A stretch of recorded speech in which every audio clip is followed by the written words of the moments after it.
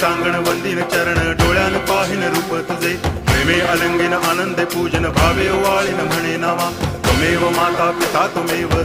बंधुश्च सखा त्वमेव विद्या करुणं त्वमेव सर्वं मम देव कायेन वाचा मनसेन्द्रियैर्वा बुद्ध्यात्मना वा प्रकृति स्वभावात् करोमि यद्यत् सकलं परस्मै नारायणायति समर्पयामि अच्युतं केशवं रामनारायणं कृष्णदामोदरं वासुदेवं हरि गिरिधरं माधवं गोपिकावल्लभं जानकीनायकं रामचन्द्रं भजे हरे राम राम